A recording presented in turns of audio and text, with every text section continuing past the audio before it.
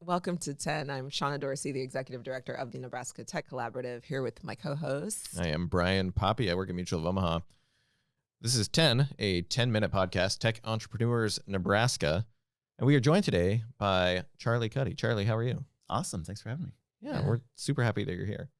So we were just chatting, like, as you came in, that it was surprising that we haven't run into each other because you've been in Omaha for a while. I've been in Omaha for a while. And while I'm not like deeply embedded in the like startup venture capital scene, I feel like I'm around enough that we would have crossed paths at some point. So I can't believe it. I also can't believe it. Tell us about that. Like, I gave you a little bit of a lead in as to what you do, but tell us what you do. Yeah. So one of the general partners at Move Venture Capital, early stage investment firm here in Nebraska, just launched January 1st. Had our first close a couple days after and started investing right away. You launched on January 1, and then like a couple days later, you're like, we got enough. Here's Let's some, go. Here's some money. Let's go invest. That's great. That's it. Yeah, that's exactly right. So we really excited. We've been out talking to founders all over the state, learning about cool stuff that's being built here in Omaha and Lincoln, Aurora, Norfolk, kind of all over the place. And yeah, we've made our first 3 investments already and have 8 more teed up here. So I'm excited. Very exciting. Can we back it up a little bit? So, Charlie, you have not always been in the VC world or the investment world. Let me just say that.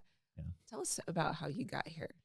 I remember when you were a math teacher. Yeah, the past, what is that, maybe 6 years have been a bit wild. Went from quadratic formula teaching high school mathematics to getting a master's in curriculum development to build out our school's first computer programming course. That's where I really got plugged into the tech community.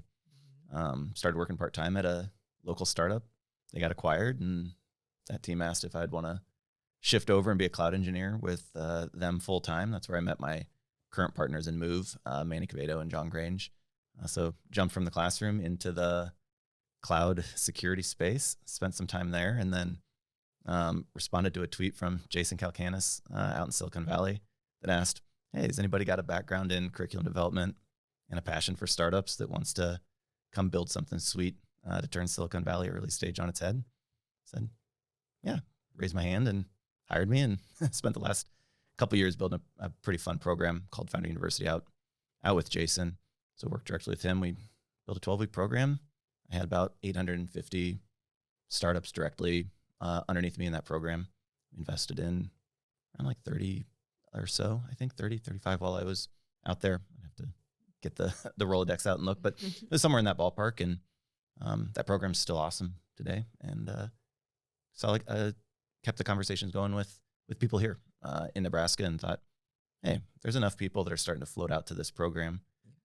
We've talked to enough founders that have had trouble raising early stage capital. Why don't we have some conversations and just see if we can't bring the solution closer to home? Dang, what a ride. It's been wild. Yeah. One of the great things about Charlie, too, very humble, as like many of the people we interview, I would say all of them, but, all super humble. Yeah. So Charlie is extremely fun to work with. I had the pleasure of working with you while I was with Interface School, just like for a summer, but just super collaborative and one of the best people around. So thanks for all you're doing. Yeah, it's incredible how you just name dropped like one of the top 10 VCs in the world. And it was like, they responded to a tweet. He hired me. We worked together for a few years. It was awesome. Yeah. Like, what in the world? Yeah, it was really cool. And right around the same time that he came on, Molly Wood came on. She just launched her own kind of in the climate tech space.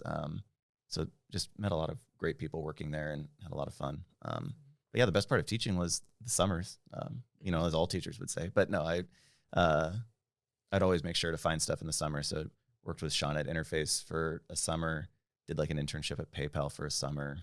Just a lot of fun stuff to kind of learn about the ecosystem. Good for you. Yeah, no kidding. That like what a wild ride. I think I mentioned that already. But that's crazy. So if there's anything I should know about VCs, is that they typically have an investment thesis. So tell us about your investment thesis. Yeah, we're really industry agnostic. Our main focus, if we had, to narrow it down, is more around geography. We really wanted to make an impression and focus on Nebraska-based founders, people in the Midwest, communities that typically get overlooked, that try to start something and just don't maybe have the resources to get to the next, kind of that next tier. We do a great job in the state of investing at the seed stage. Once companies have revenue, we provide a ton of support. But just looking back at the numbers, Invest Nebraska put out a great report of the last $1 billion invested in the Nebraska startups. And you kind of follow backwards. It was like there's around 20 investments into Series B and later. The stage before, there were around 50 or so at the Series A. And you're like, okay, this makes sense. We're starting to narrow it down as companies grow. You get from the seed at 50 to about 150 at the seed stage. And you're like, okay. And then you go and look at the pre-seed stage, and we did less than 50. And it's just wild. like my analogy I always use to just kind of joke around is like, it's great we're celebrating like your kid's third birthday, but like they also had to have existed for the first and the second, whether we did anything or not. So that was the kind of the opportunity that we really saw of coming in. So pre-seed is really where you're at. Like we're really in the pre-seed. Okay. Yep. Early, 1 or 2 customers is awesome. Pre-revenue, we'll definitely have a conversation. Part of, it's a risk. VC is obviously very risky investment strategy, but part of de-risking it is the team that we have. We're really, really excited about. Just my experience working with Jason, I think around 3,000 founders total through applications and interviews and, reviewing decks and things like that, gave a great perspective. And then working directly with the 850, and then both my other partners are serial entrepreneurs. John's been on or will be on. And so just a lot of different experiences that we can kind of de-risk in different ways. Right. Yep. I really appreciate that pre-seed focus as well, just because I'm thinking of like, you build out the funnel, right? It Spot just on. makes perfect sense. And it's a lot of what we kind of call ourselves internally a friends and family for people that don't have a rich uncle that can spot them $100K to go try something and fail. Love it. We really want to see more failures too. Part of de-risking investments and maybe being a little more risk adverse as a state is being okay with people being successful in their third time and not dragging something out. Yeah. Yeah. To your point, there is not a lot of like folks that are looking to fund those pre-seed companies. So if me and 2 of my friends are interested in like creating a startup, we think we've got an idea, or maybe we've got some sort of MVP out there, maybe no customers yet, but we've got something. How might they get in touch with you? Yeah. I mean, we're active on social media. We're email away everywhere. Where I'll find you where you are. And that was one part working with Jason that was, it's like, I don't care where they're messaging you from. Like, it's your responsibility to respond. And so that was kind of one of the biggest things I took away from working there is just like the best deals are not the ones that like you sit there and they nicely come and, pat you on the back and say, please let me work with you. It's got to go do a little digging and being available everywhere. So yeah.